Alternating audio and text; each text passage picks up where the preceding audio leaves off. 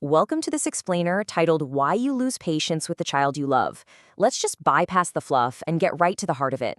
That heavy, deeply guarded, secret guilt that so many well-intentioned parents carry around every single day. Okay, look at this question, because it really represents a highly charged, intensely private reality for so many of us. I want you to picture this. You love your child with an intensity that is honestly hard to put into words, right? I mean, you would literally step in front of a moving train to protect them without even blinking. But then, on a totally random Tuesday afternoon, they dawdle while putting on their shoes, or maybe they just completely melt down over a cracker that broke in half. And suddenly, you experience this immediate, blinding spike of rage. Or maybe, for you, it's an overwhelming urge to just shut down and emotionally flee the room. And it shocks you. It shocks your conscience. Honestly, it can make you feel a bit monstrous. But I need to be absolutely 100% clear with you right out of the gate. Having this reaction does not make you a bad parent. It doesn't make you cold, and it definitely doesn't mean you're broken. What you are experiencing is a very real, very physical, physiological event. And once we understand the mechanics of it, well, it kind of changes everything. This right here perfectly captures that brutal internal conflict. On one side, you've got your absolute self-sacrificing devotion. That's the conscious, deeply loving parent you show up as every day. But on the other side, you've got these completely jarring, involuntary spikes of frustration. And the pacing of this is so crucial to understand. This isn't a slow, gradual buildup of everyday annoyance. No. This is an involuntary reflex. It literally feels like an ambush from within your own mind. It hits you out of nowhere, and it is so deeply unsettling precisely because it feels completely at odds with that absolute love you have for your kid. But what if I told you that this has absolutely nothing to do with a lack of willpower? What if actually this is entirely biological? Let's move into Section 1, the neurological collision. To really grasp this, we need to completely throw out the whole good parent versus bad parent vocabulary. It's useless here. Instead, let's look at the clinical somatic reality of what is physically happening inside your nervous system during these high-stress moments. Imagine the architecture of your emotional brain for a second. Deep down inside, you have the amygdala. You can think of this as your brain's internal smoke detector. Its entire job is just to scan the environment for danger. Now, right above it, sitting behind your forehead, is the medial prefrontal cortex. That's your watchtower. It's the rational, sophisticated center that gives you perspective, logic, and empathy. So when your child is acting out, when they exhibit that raw, unregulated, messy emotion, that piercing cry literally physically collides with your nervous system. And for some parents, this sensory input completely radically shifts the balance of the brain. The smoke detector goes off, it floods your entire body with stress hormones, and in doing so, it temporarily disables the watchtower. The inhibitory, calming capacities of your frontal lobe just break down. So in that moment, you aren't just annoyed. Your brain has mistakenly convinced your body that you're in a life or death emergency. Clinically, we call this a somatic alarm, and it is an intense physical survival response. Think about how it feels in your body. Your heart rate skyrockets, your breathing gets incredibly shallow, your muscles tense up, rational thought is completely overridden. You aren't actually in the present moment anymore. Your body has hijacked you into a state of primal self-defense. But why? Right? Why on earth does a 3-year-old refusing to put on a pair of warm socks trigger a primal survival panic in a fully capable adult? Well, this is where we have to offer ourselves so much grace.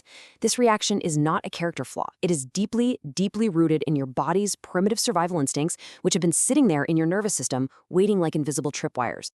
Which brings us to Section 2, unparented blind spots. To figure out where those invisible tripwires actually came from, we have to gently and without judgment shift the focus backward. We need to look at your own history to understand why this internal alarm sounds so deafeningly loud during just ordinary, mundane parenting moments. And the key here is understanding a concept called emotional neglect. Now listen closely, because this is vital. Emotional neglect isn't always about dramatic, obvious, visible trauma. Often it's incredibly silent. It's an absence. It's the absence of someone truly tuning into your feelings when you were little. It's the absence of a caregiver patiently teaching you how to sit with your big feelings and soothe yourself. Think about this for a second. A child's raw dependency is a powerfully intense thing. So when your child is melting down in front of you, their absolute vulnerability is reaching out and inadvertently touching the exact unhealed spaces in your own history where you were once told, either directly or indirectly, that your own needs were just too much, or where your early vulnerability was ignored, minimized, or shamed. And that right there creates the heavy, heavy weight of an unparented blind spot. I really want to pause and reassure you right now, because this is so important to hear. When you feel that suffocating, overwhelming urge to yell or to just flee from your child's meltdown, you are not actually reacting to them. You really aren't. Their behavior has just accidentally bumped into a hidden void inside of you. It's a space where your own childhood cries for comfort were historically met with silence or frustration or cold emotional distance. Your body remembers. It remembers that feeling of being incredibly small, alone, and overwhelmed. And so it reacts to your child's tears as a terrifying echo of your own unsoothed past. Let's look at Section 3, the dual revelation. Okay, this is where we introduce a profound clinical reframe. And the entire goal of this is to just completely lift that heavy mantle of parental shame right off your shoulders and shift your focus toward deeply empowering self-awareness. I want you to take a moment and just let these words truly settle in. Parenting does not only reveal who your child is, it also reveals the parts of you that were never parented well. Wow. It's a comforting yet unbelievably sharp insight, isn't it? Your present struggle, that tightness in your chest, that buzzing in your ears when your child cries, it's simply a symptom of your own history coming up for air. It is the unparented part of you stepping into the light, asking to be seen.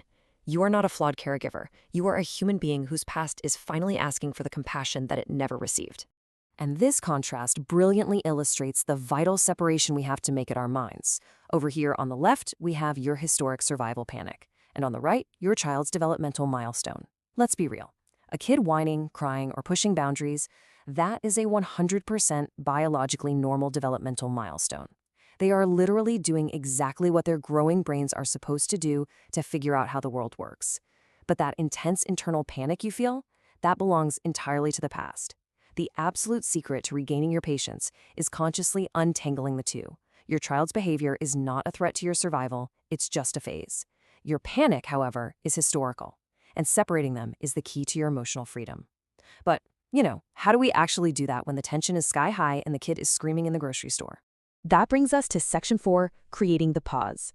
We need a practical, deeply empathetic framework to manage this neurological collision so you can restore your emotional balance right in the heat of the moment. So here are the clinical steps to take back the wheel. Step 1.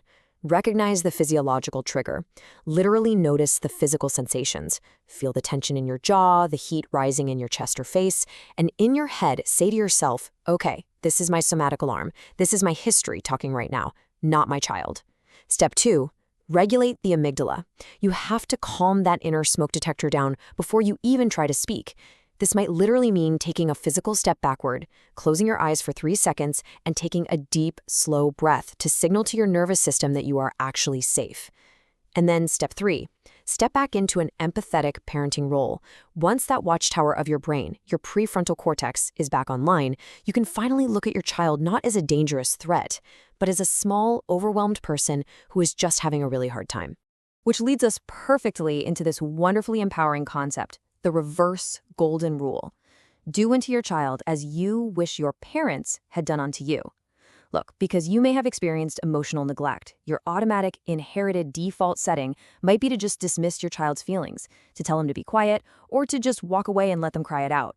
But right here, in this exact moment, you have the profound power to consciously override those factory settings. When your child is distressed, you can actively, purposefully choose to step in and provide the exact comforting response, the warm eye contact, the gentle voice, the emotional attunement that you yourself so desperately needed back then, but lacked. And the incredible thing is, in doing so, you not only soothe them, you actually start to heal a tiny piece of yourself. Moving into our final section, Section 5, Restoring the Connection. Now, even with all of this wonderful knowledge, let's be honest, collisions are still going to happen. We're only human. So let's focus on the immediate aftermath of an emotional clash and the critical importance of actively mending the attachment bond with your child. Take a look at these steps. We always start with what's called bottom-up regulation. As mammals, we literally calm our nervous systems through physical proximity and breath. So breathe deeply to calm your mammalian vagus nerve and bring that racing heart rate down. Acknowledge your alarm internally. Just validate it for yourself. Then, and this is the hard part, instead of shutting your child's feelings down, invite their raw emotions in. This is how you cultivate what psychologists call attachment dominance. Now, to be clear, that doesn't mean being a tyrant. Not at all. It means stepping up as the confident, benign leader. You lead with compassionate authority. You're essentially communicating to them, hey, your messy, loud, complicated feelings are totally safe with me, and I am strong enough to hold them without breaking. So, the crucial takeaway here is beautifully summarized by this thought: separation creates vulnerability, connection creates security. Think of it this way: our biological imperative as parents is to act as the working, steadfast compass point for our children. When they are frustrated and totally lost in the woods of their own emotions, they need to know absolutely that we won't disappear emotionally. By understanding our own historical triggers, we can actually absorb their attachment frustration. We can sit with their tantrums and their tears without shutting our own systems down. We get to remain the safe harbor because we finally realize that their emotional storm is just weather. It's not a personal attack on our existence. As we wrap up, I want to leave you with this final, truly provocative question to just sit with for a while. How will recognizing your unparented blind spots empower you to parent from a place of deep awareness, rather than just firing off from a historical reflex? I really hope this explainer leaves you feeling deeply seen, understood, and completely destigmatized. Remember, your sudden spikes of impatience, they are not character flaws. They are literally a map pointing directly to the parts of you that are quietly asking for care. And by bravely looking at that map, you possess the profound, life-changing power to break a generational cycle of emotional loneliness, replacing it with lasting, conscious, deeply beautiful connection. Thank you so much for joining me for this deep dive. Take a really deep breath today, and please be gentle with yourself.